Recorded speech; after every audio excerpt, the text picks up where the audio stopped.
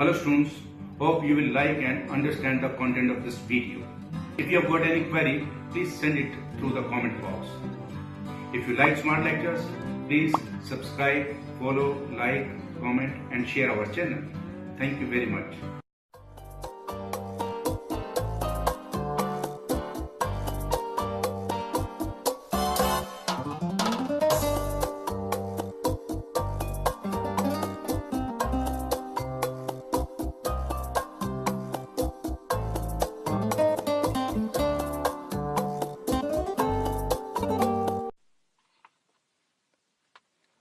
Suppose company issues 10,000 shares of rupees 10 each and the money was payable in 3 installments, 3 plus 5 plus 2.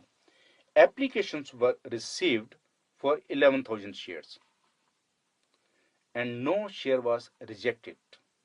It's a clear case of oversubscription. I have already told you if the company has offered to the public 10,000 shares, company cannot allot more than 10,000 shares as per law. But how it's possible that the company is not rejecting any share, means the company is not issuing any letter of regret? Yes, it is possible. In this situation, we will assume that the company has applied pro rata. Pro rata means the company has allotted the shares on proportion basis. In this situation, no letter of regret has been sent. Every applicant has been sent letter of allotment, but proportional allotment.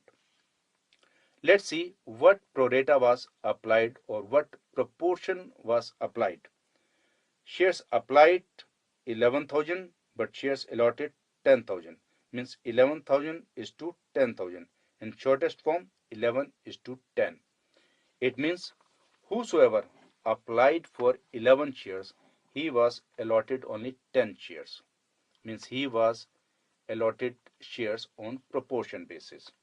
In this question, we will assume that each and every applicant has applied for 11 shares. You might think, what happens if somebody has applied for 12 shares?